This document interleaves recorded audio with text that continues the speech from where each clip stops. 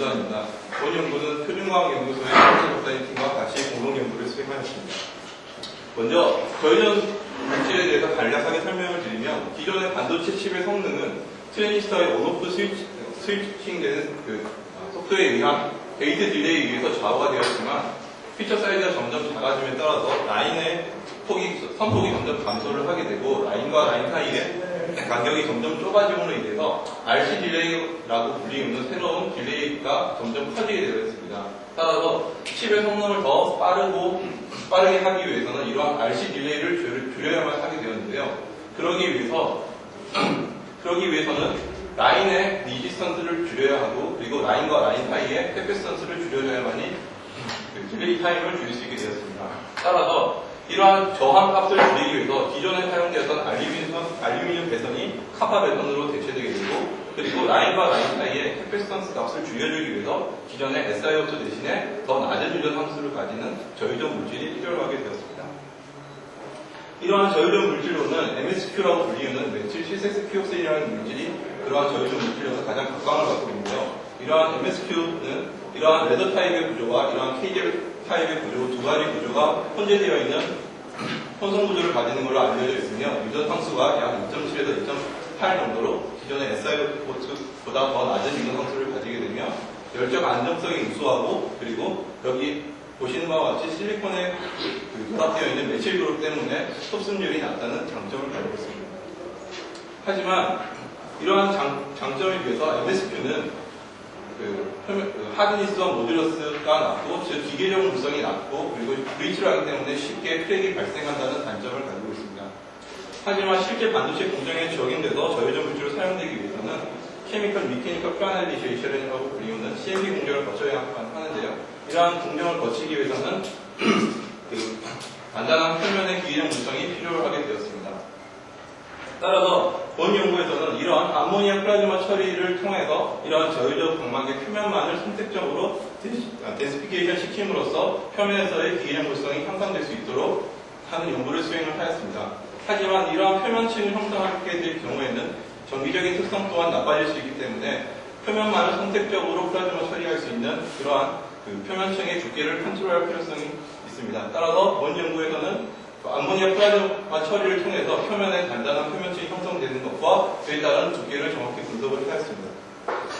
사용된 머티리얼로는 앞에서 말씀드린 것과 같이 MSQ 타입의 코폴리머를 사용하였으며 이러한 MTMS라는 MSQ 모노머와 이러한 브리지 타입의 BTMS 모노머를 코폴리머를 하여서 9대 1로 코폴리머를 한 BTMS 10% 코폴리머를 매트릭스 머티리얼로 사용하였습니다. 먼저 실험 방법을 간단히 설명을 드리면 메틸 아이소부치 키톤이라는 MIBK 용매의 25% 솔리드를 포함하는 솔루션을 만든 다음에 스핀 코팅을 하였고 다음과 같은 스텝으로 큐어링을 하였습니다. 마지막 420도C에서 1시간 동안 파이널 큐어링을 하였으며 플라즈마 처리한 조건은 소스 가스로는 암모니아를 사용을 하였으며 파워와 챔버 내 프레셔와 플로우 레이트를 보정한 다음에 플라즈마 처리 시간을 달리하면서 실험을 수행하였습니다. 먼저 일소메트리를 통하여 리프렉티브 인스와 필름의 두께를 측정을 하였는데요. 보시는 바와 같이 플라즈마 처리하는 시간이 증가함에 따라서 망막의 리프렉티브 인덱스 또한 같이 증가하는 것을 확인하였습니다.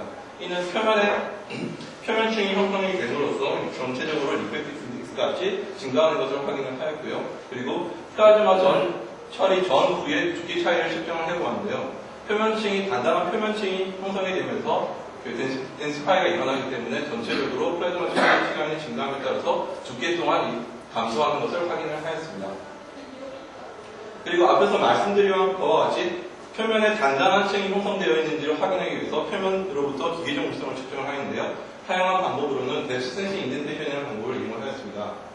이 방법은 오른쪽 그림에서 보신 바와 같이 삼각 피라미드 모양의 버커비치 팁을 샘플 표면에서부터 로드와 언로드를 반복하면서 기계적 물성을 측정하는 방법이 되겠습니다. 먼저 기계적 물성을 측정하는 방법에 대해서 간단히 설명을 드리면요. 앞에서 앞자를 로드, 언로드를 반복을 하면서 디스플레이스먼트에 따른 로드 값을 측정을 하게 되고요.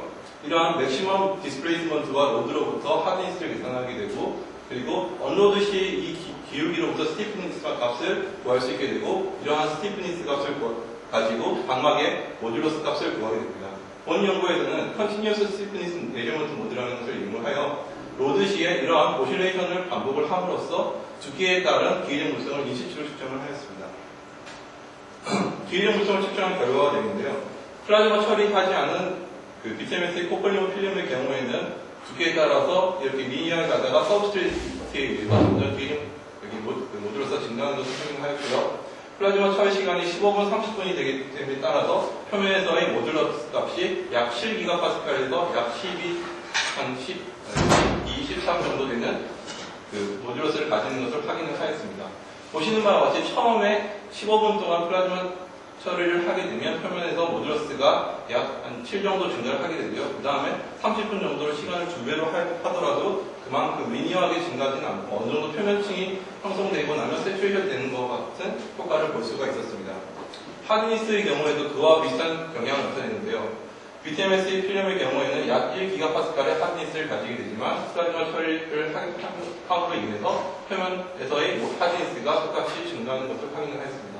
이상으로 나노미터 실험을 통해서 플라즈마 처리를 함으로써 표면층에 단단한 층이 형성된다는 것을 확인을 하였고요. 그러면 이렇게 형성된 표면층이 기회적 물성이 왜 향상되는지 알아보기 위해서 OJ 일렉트론 스펙트로스코피 쪽에서 원소 분석을 하였습니다.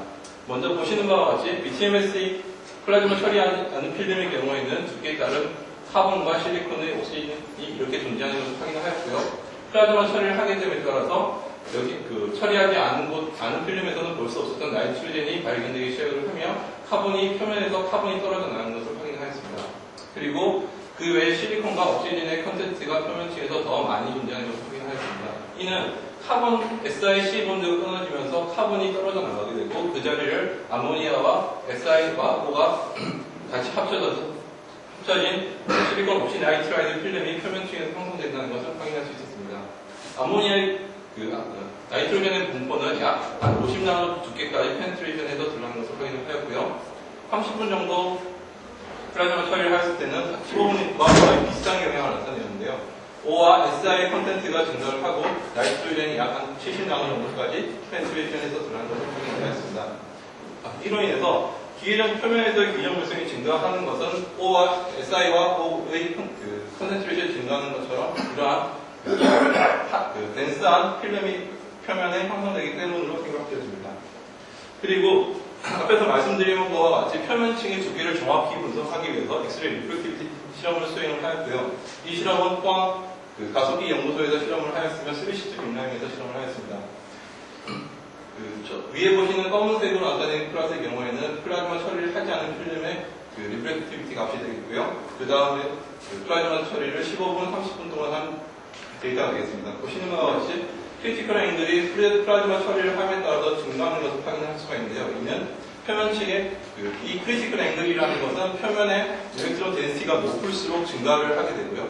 그래서 그로 인해서 표면층의 일렉트론 덴시티가 더 높은 층이 표면이 형성된다는 것을 확인할 수가 있었습니다.